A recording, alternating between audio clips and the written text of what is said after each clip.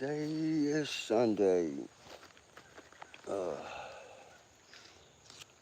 my apologies for the disheveled look about me. I have just woke up. If anybody else wants to make that observation, and that is the essence of God hour. Give the first hour of the day to God, which I didn't do yesterday, to my discredit. I mean, it's easy to make justifications or rationalizations or whatever. But I had to work suddenly and very early, and indeed very late. Indeed, very late the night before.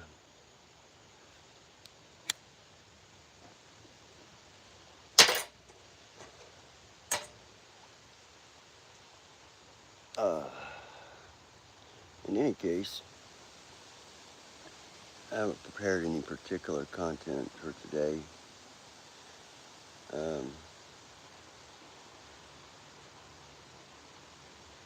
But I believe we were discussing Daniel day before yesterday. It would have to have been.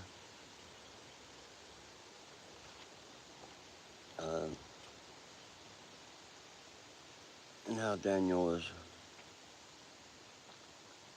deciphering, interpreting, rather, Nebuchadnezzar's dreams.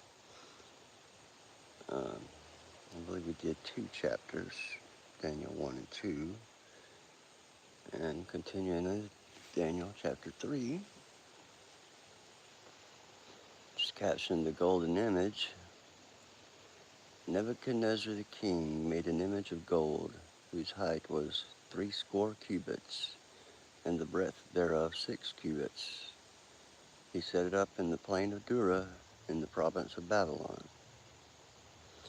Then Nebuchadnezzar the king sent together the princes, the governors, and the captains, the judges, the treasurers, the counselors, the sheriffs, and all the rulers of the provinces, to come to the dedication of the image which Nebuchadnezzar the king had set up. Then the princes, the governors and captains, the judges, the treasurers, the counselors, the sheriffs, and all the rulers of the provinces were gathered together unto the dedication of the image that Nebuchadnezzar the king had set up. And they stood before the image that Nebuchadnezzar had set up. Then an herald, cried aloud, to you it is commanded, O people, nations, and languages,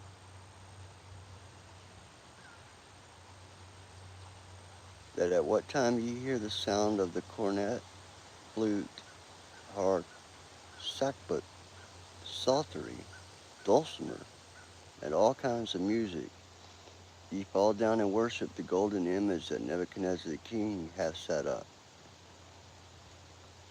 And whoso falleth not down and worshipeth shall the same hour be cast into the midst of a burning fiery furnace. Oh, good morning, Lacey, Leon, Gandhi, if I may.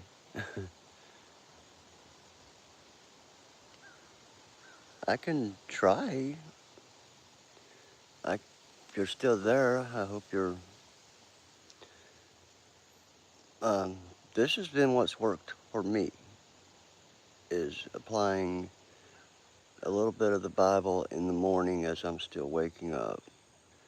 And instead of rushing and hurrying to get to a job first thing in the morning, I open the book with my coffee and my cigarette, and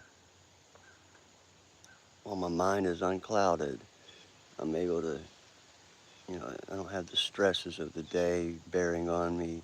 I don't have the fatigue. got our started as a concept because I used to fall asleep when I was in prayer. At the end of the day, I was taught to pray before you go to sleep.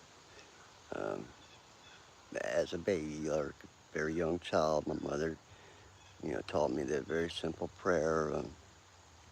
Now I lay me down to sleep. I pray the Lord my soul to keep. If I should die before I wake, I pray the Lord my soul to take. Um, and that became my habit of reflecting upon that. But as I got older and more, it became more of just a repeating of the same things. It evolved from that simple childhood rhyme into a long routine of saying the same thing over and over. And I'd fall asleep in the middle of it, and I'd wake up feeling ashamed that I fell asleep while talking to God, which kind of makes sense, I think. If somebody falls asleep while talking to me, I find it pretty offensive. So I rationalize on when I do my prayer early in the morning, or indeed just throughout the day, uh, but set aside a little bit of time to read the Word. Hey, everybody. Going, David. Um,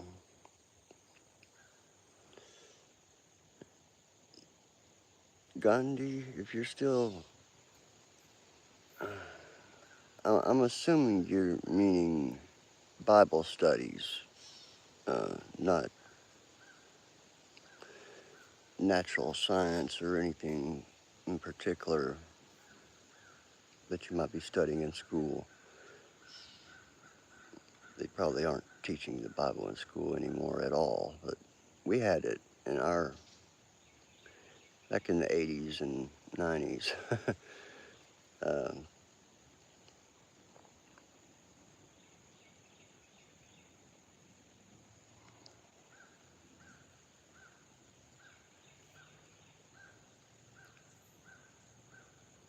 Divert your mind to studies. That's an interesting phrasing, but maybe it's a translation thing. Uh, Focusing on your studies, and I'm not criticizing your language. Divert is something you are taken away from one thing to be diverted to. You should be focused on your studies and not get diverted from them. This is kind of the point that I'm making. I can't tell you how to be a good student in school. Uh, I can't even tell you how to be a good Christian except by the Bible, which is like a handbook, a manual, if you will, that is good for Christians and non-Christians to live by. Uh,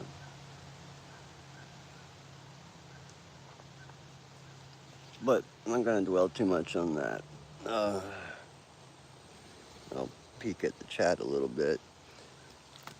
But we were discussing in Daniel uh, that this herald said that whenever you hear all these instruments, cornet is a kind of trumpet, basically, almost the exact same thing, a little darker, richer tone. Flute, we all know. Harp, I don't know what a sackbut is. I don't know what a psaltery is. I do know what a dulcimer. In any case, Nebuchadnezzar had established that presumably at a certain time of day, there are going to be instruments coming to tell everybody to worship whatever golden image that Nebuchadnezzar, probably an image of himself, knowing kings. A lot of them tended to think that they were divine. But the point is, if you didn't do that, you were going to be thrown into a furnace. You're going to be burned alive, basically. It's kind of a lousy thing to do to your people, but he is the king. I suppose he can do what he wants. So verse 7, therefore at that time, when all the people heard the sound of the cornet, flute, harp, sackbut, psaltery, and all kinds of music, all the people of the nations and the languages fell down and worshipped the golden image that Nebuchadnezzar the king had set up. Uh, if I may divert myself a moment to point out I'm reading from the King James Version, as is my wont. And the next section is captioned, God's Heroes. Verse 8, wherefore at that time certain Chaldeans came near and accused the Jews, which would include Daniel. They spake and said to the king Nebuchadnezzar, O king, live forever. Thou, O king, hast made a decree that every man that shall hear the sound of the cornet, flute, harp, sackbut, psaltery, and dulcimer, and all kinds of music, shall fall down and worship the golden image. And whoso falleth not down and worshipeth, that he should be cast into the midst of a burning fiery furnace. Now, far be it from me to criticize the King James Version, but I can certainly see why it's hard to focus on language that like that. I mean, it's very repetitive and droning on. And is it relevant that they are cornets, flutes, and unknown instruments? Maybe, maybe not. But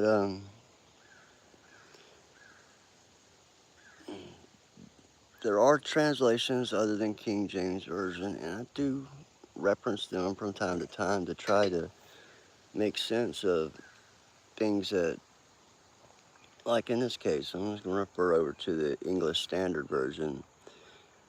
In verse 5 it says, when you hear the sound of the horn, pipe, lyre, trigon, harp, bagpipe, and every kind of music.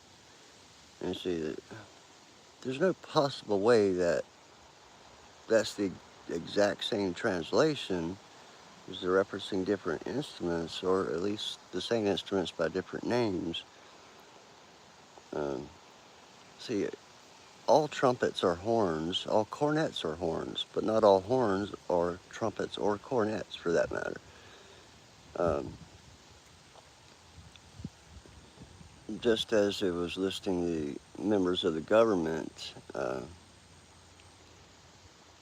it's why would you need to have all of that repeated? It kind of bores your brain, and it will divert you from your study. This may sound like a canned answer, but there's always prayer to fall back on for discernment and other resources too. Asking questions is particularly of a clergy member, preacher, pastor, or just a fellow member of your faith.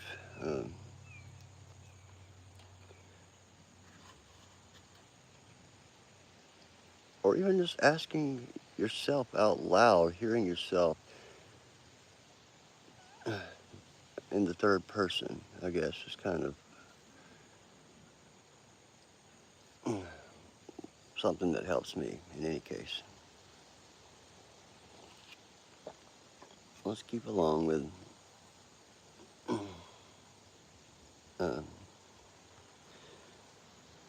we're at verse 12, I believe. There are certain Jews whom thou hast set over the affairs of the province of Babylon, Shadrach, Meshach, and Abednego. These men, O king, have not regarded thee. They serve not thy gods, nor worship the golden image which thou hast set up. Verse 13, then Nebuchadnezzar in his rage and fury commanded to bring Shadrach, Meshach, and Abednego. Then they brought these men before the king. Nebuchadnezzar spake and said unto them, is it true, O Shadrach, Meshach, and Abednego? Do not ye serve my gods, nor worship the golden image which I have set up. Now if ye be ready, at what time ye hear the sound of the cornet, flute, harp, sackbut, psaltery, and dulcimer, and all kinds of music, ye fall down and worship the image which I have made.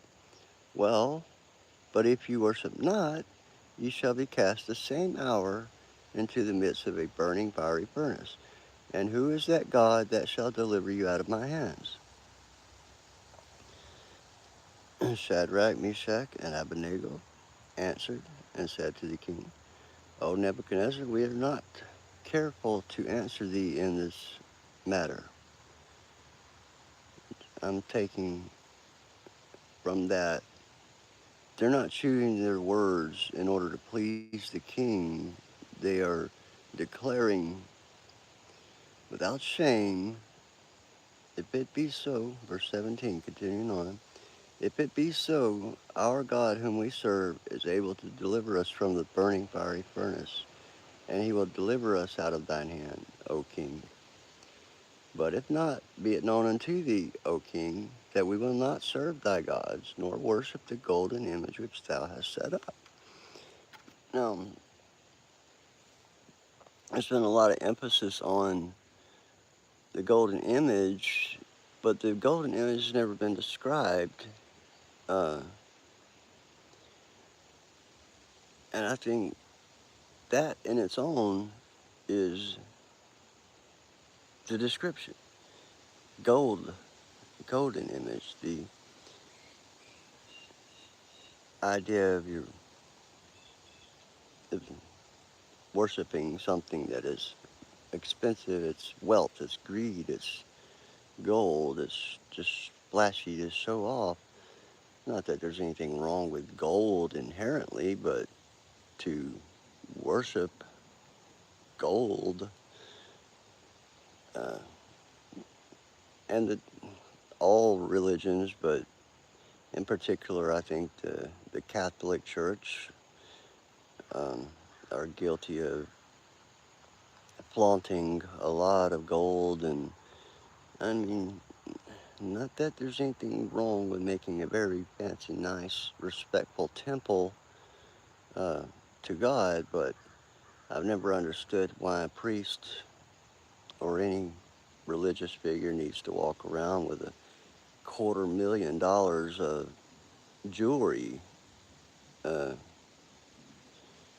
and in fact, here in America, we had a cardinal, I guess he was, or uh,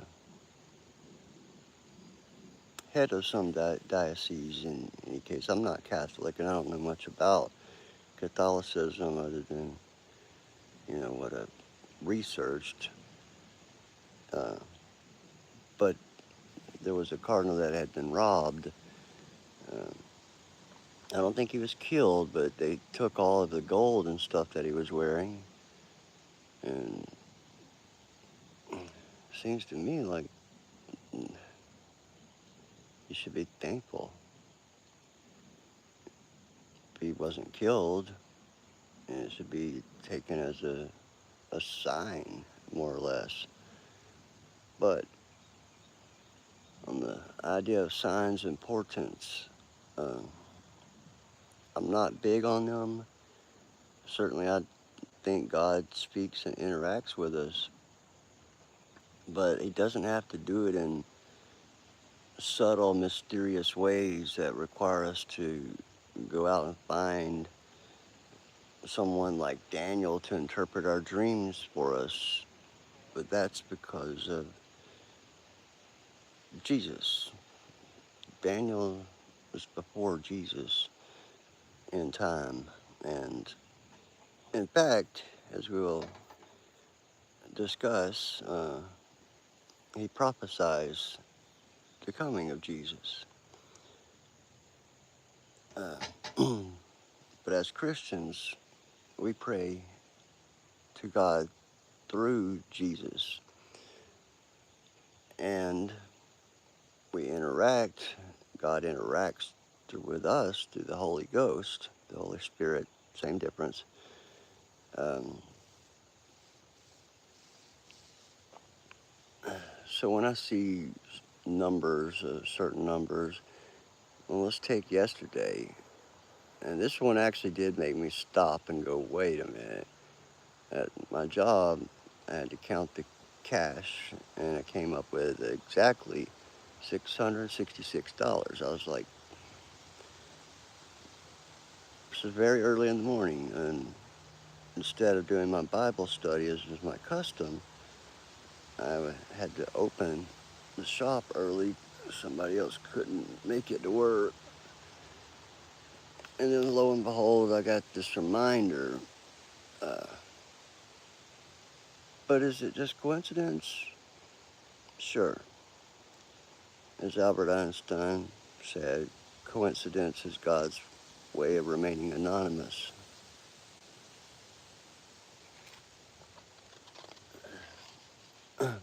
But that little sign helped me to remember what I should be doing, or wanted to be doing, or needed to be doing spiritually, but I had to be doing physically something entirely different. And I don't want to sound vain, but I live in a really small rural area. When our local shop is not open or available, it hurts the community.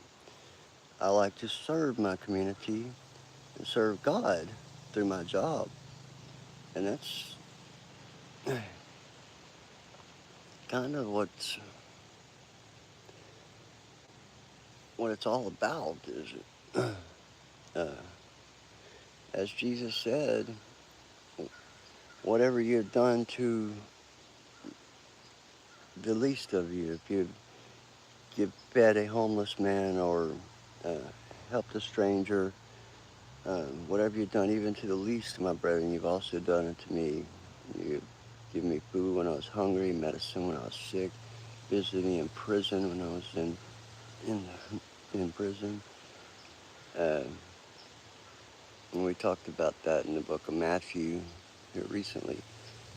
Um, in any case, let's move along with verse 19, the fiery furnace. Then was Nebuchadnezzar full of fury. Fury is not furry. And the form of his visage was changed against Shadrach, Meshach, and Abednego. Therefore he spake, and commanded that they should heat the furnace 17 times more than it was wont to be heated. And I find that curious, that to heat the furnace 17 times. I don't. It's 1.7. Is it 1 and 7? Seems like there's a little bit of translation from the, I suppose, Hebrew that this particular passage was originally written in. Um, but I like, you get to see the usage of the word wont, W-O-N-T.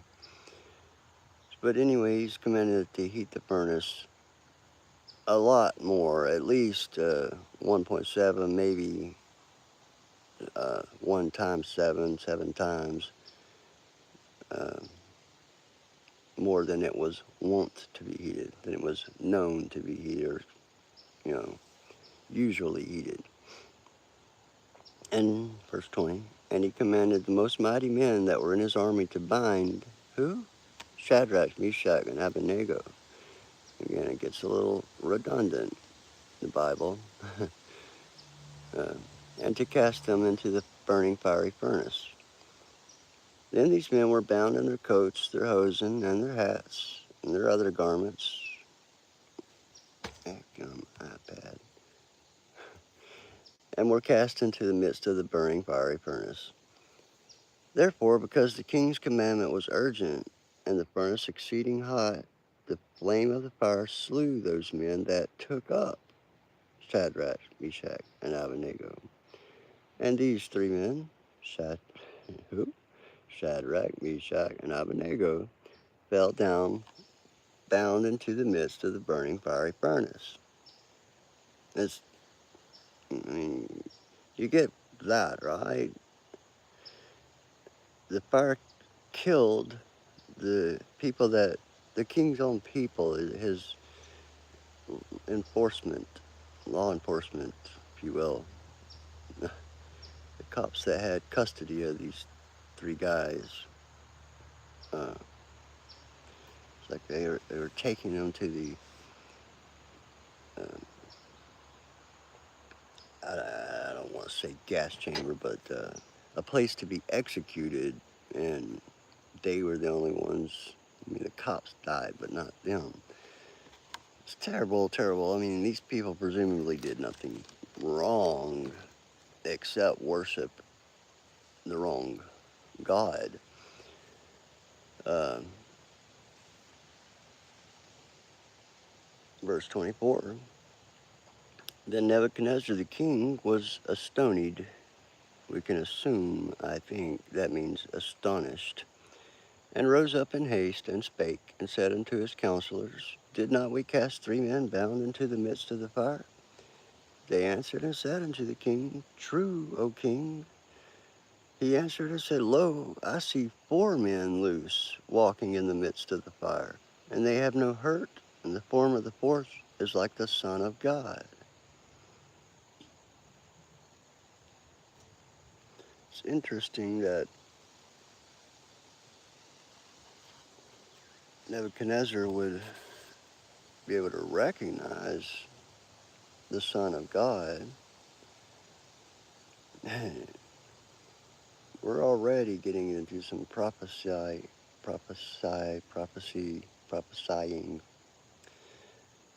in the book of Daniel. I didn't think it started this early, but that's what's wonderful about brushing the dust off the grooves of the songs we love, in tribute to Marvin Gaye.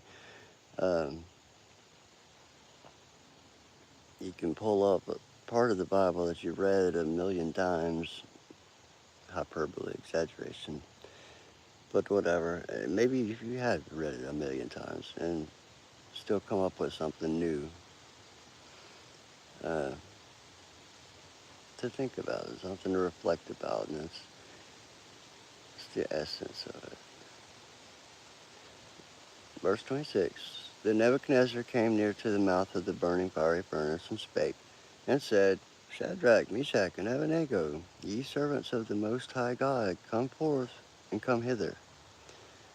Then Shadrach, Meshach, and Abednego came forth of the midst of the fire, and the princes, governors, and captains, and the king's counselors, being gathered together, saw these men, upon whose bodies the fire had no power, nor was an hair of their head singed, neither were their coats changed, nor the smell of fire had passed on them.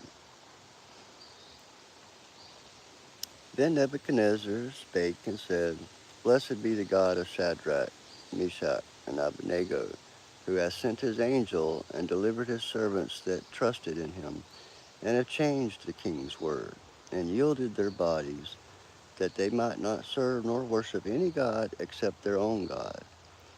Therefore I make a decree that every people, nation, and language which speak anything amiss against the God of Shadrach, Meshach, and Abednego shall be cut in pieces, and their houses shall be made a dunghill, because there is no other God that can deliver after this sort.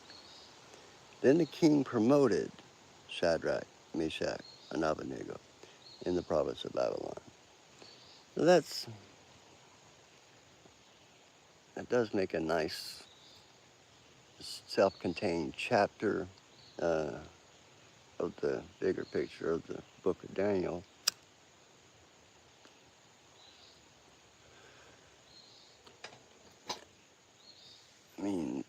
there's a lot to reflect on the king's men that were killed by the fire. Um, a lot of people, I think, probably would say, why didn't God just kill Nebuchadnezzar? Well, there's a reason why God does anything, but Nebuchadnezzar is the king, and he's very powerful, clearly. He can command people to worship whatever and whoever he wants at whatever time he wants to. Um, but he yielded to God and gave these Jews their freedom of religion, which is kind of not something that kings usually do, is make exceptions. People they believed in different things. Now, Nebuchadnezzar did not, at any point that I could find, worship God, our God, or the Jews' God, or uh, even Muslims' God, because those are all the same God.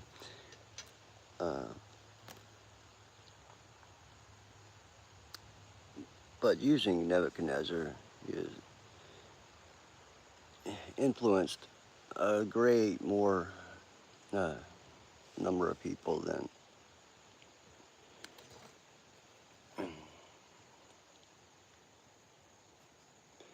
we're going to talk about a lot more of Nebuchadnezzar. And,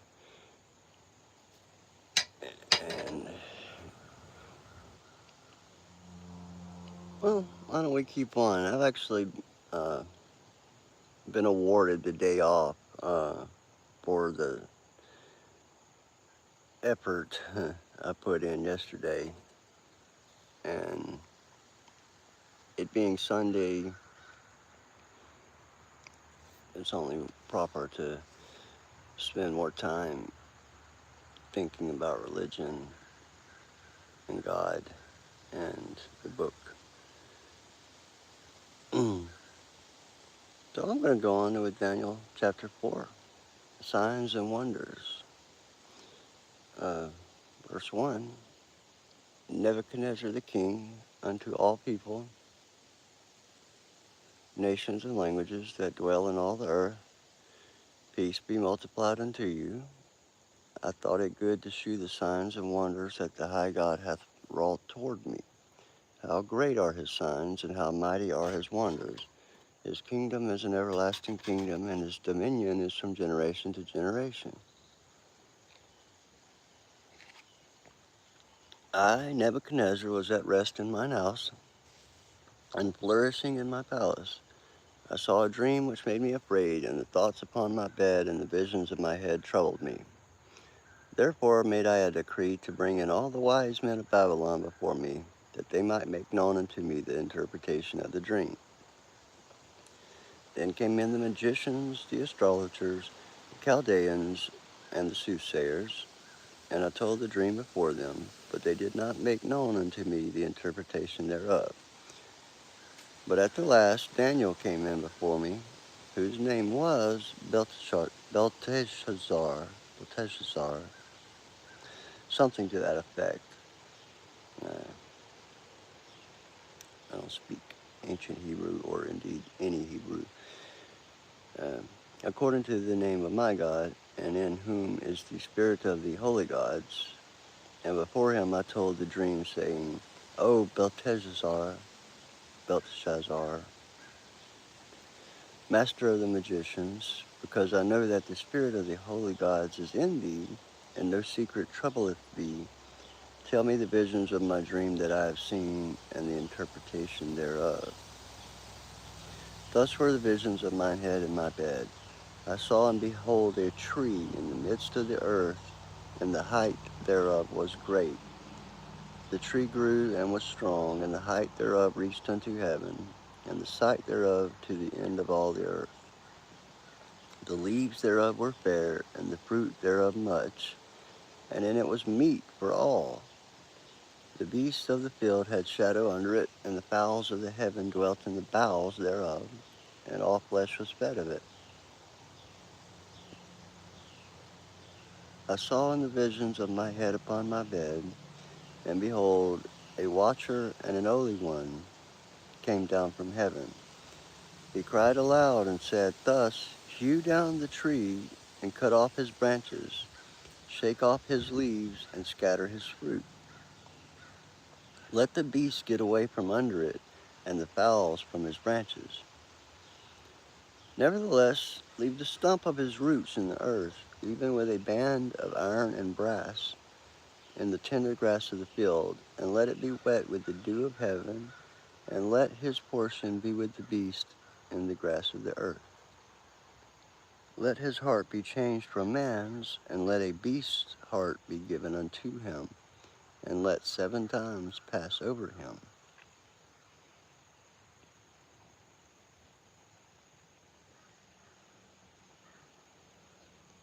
I gotta admit, that's a pretty tough dream to figure out.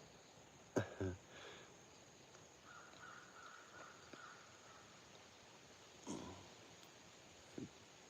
great tree, very high-reaching, very tall, wide, able to provide not just nourishment, but safety, shelter. Uh,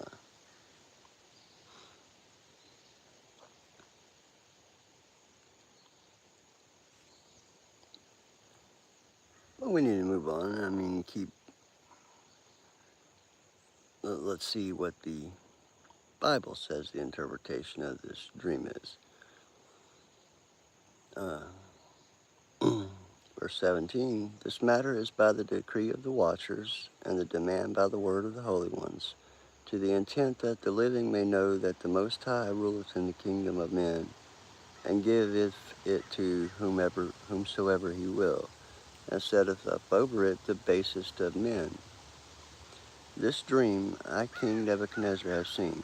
Now thou, O Belteshazzar, uh, declare the interpretation thereof, for as much as all the wise men of my kingdom are not able to make known unto me the interpretation, but thou art able, for the spirit of the holy gods is in thee.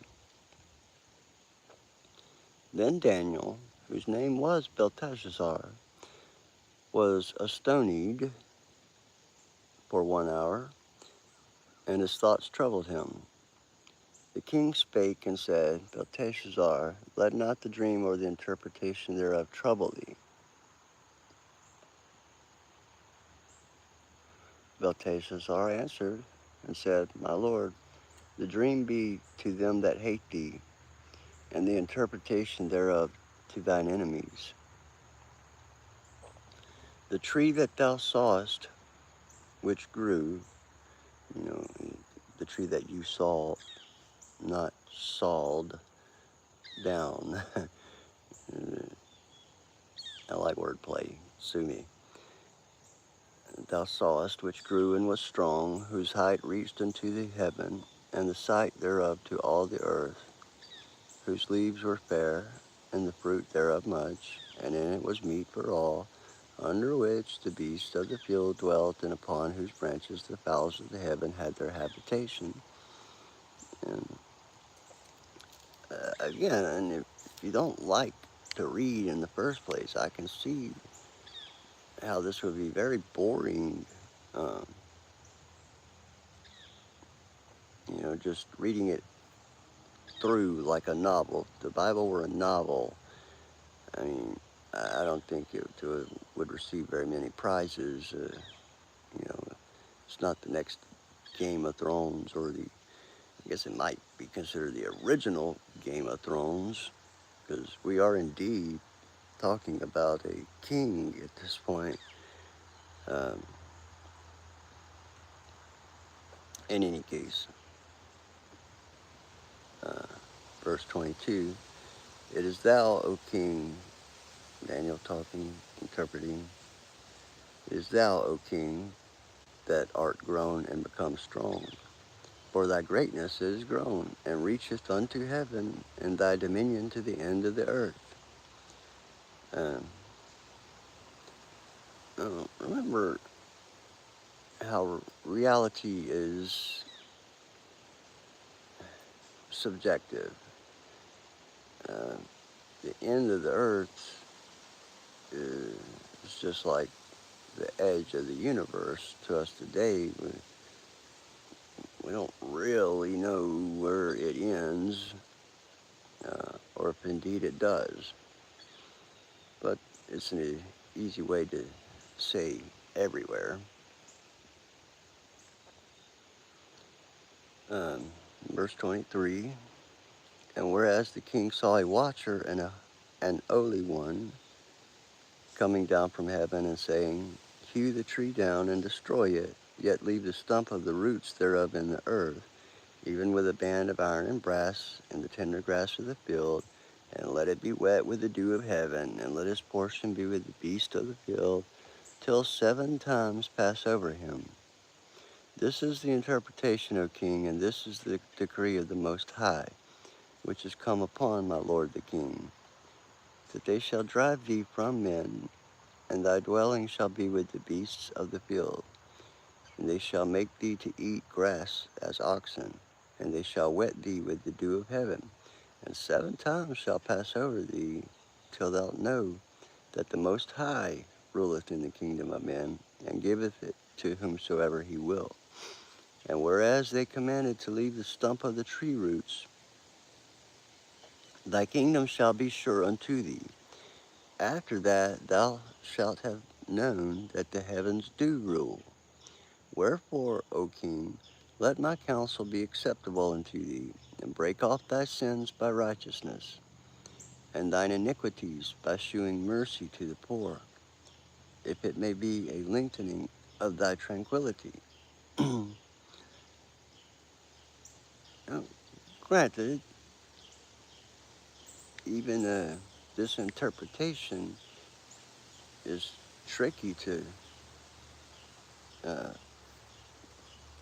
dissect if you don't have a reasonable understanding of the language. Uh, Reflecting back upon the question that Mr. Gandhi, or Ms. Gandhi, I'm not sure, was asking is how do I be good in my studies? Uh, well, studying of language can lead to stronger understanding of the Bible. Support, load-bearing struts to, you know, solidify your ability, or, you know, increase your ability to read. I, for one, should probably be considering some kind of a tutorial in ancient Hebrew or Aramaic or Greek, which I believe are the 3 main uh, languages that the Bible is written in. Hmm. But I don't know that I could learn any of those languages, especially this late in life.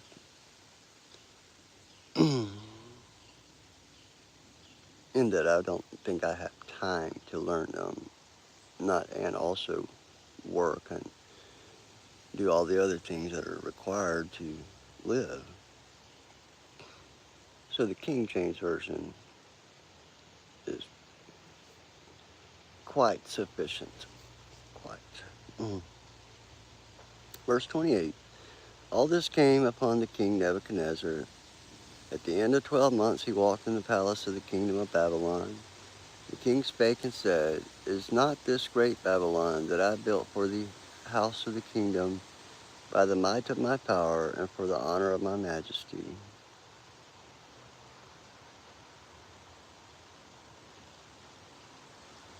So a year later, verse 31, while the word was in the king's mouth, there fell a voice from heaven, saying, O King Nebuchadnezzar, to thee it is spoken, the kingdom is departed from thee, and they shall drive thee from men, and thy dwelling shall be with the beasts of the field. They shall make thee to eat grass as oxen, and 7 times shall pass over thee, until thou know that the Most High ruleth in the kingdom of men, and giveth it to whomsoever he will.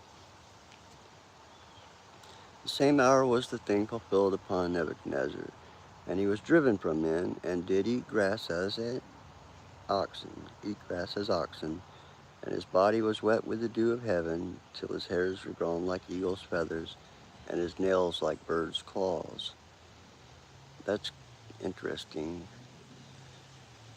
This is the king, the, you know, unquestioned ruler of this country or nation of Babylon.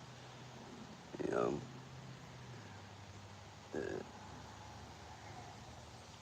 we could talk a lot about what Babylon is, and for that matter, what it is today.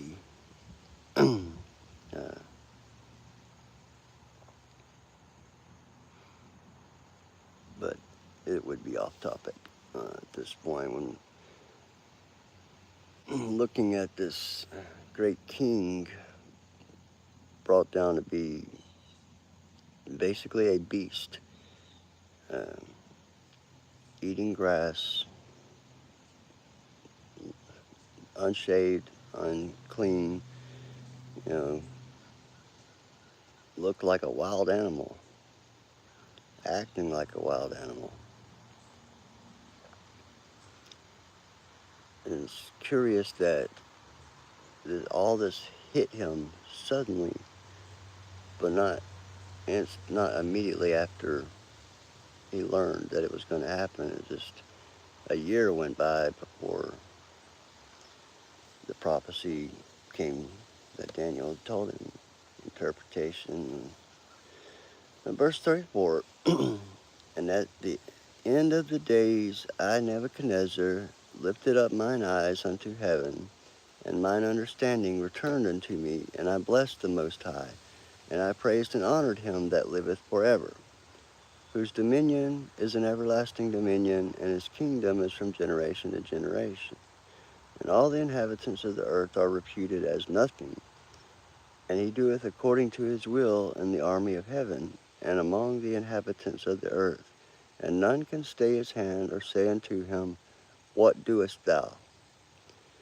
At the same time my reason returned unto me, and for the glory of my kingdom mine honor and brightness returned unto me. And my counselors and my lords sought unto me, and I was established in my kingdom, and excellent majesty was added unto me. Now I, Nebuchadnezzar, praise and extol and honor the King of heaven. Let me just try that again. Verse 37. Now I, Nebuchadnezzar, praise and extol and honor the King of heaven, all whose works are truth, and his ways judgment. And those that walk in pride, he is able to abase. That's a great stopping point, if we will. Conclusion of Daniel chapter 4.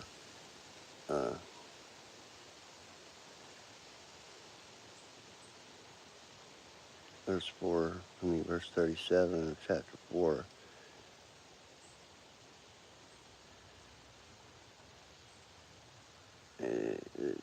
It's great to see this king who's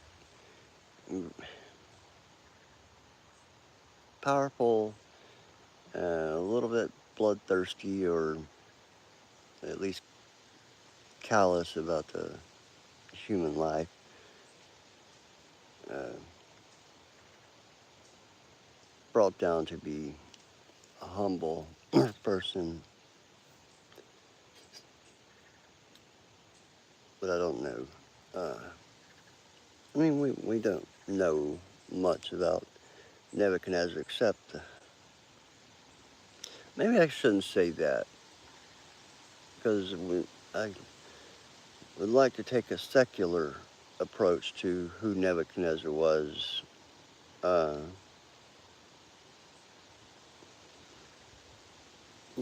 in history, what do we know about him through a lens that's not the Bible? Uh, I imagine he's probably, like most kings and uh, dictators, are pretty. They lead, or they have to maintain their status as king through terror, basically. Intimidation, violence, and terror, the threat of violence. Mm. But it is nice to see him acknowledging the King of Heaven, all whose works are truth, and his ways judgment, and those that walk in pride he is able to abase. Whoever walks around in pride, he can take that from them at any time. It's nice to see the King acknowledging that. Thank you all. It's been a privilege. I'm enjoying my Sunday, which I didn't expect to have off work. I may just go back to sleep or do as little as I can today. Or it is said in Hebrews, all men are given rest, a day of rest, the Sabbath, and keep it holy. Thank you all. Have a great day. God bless you.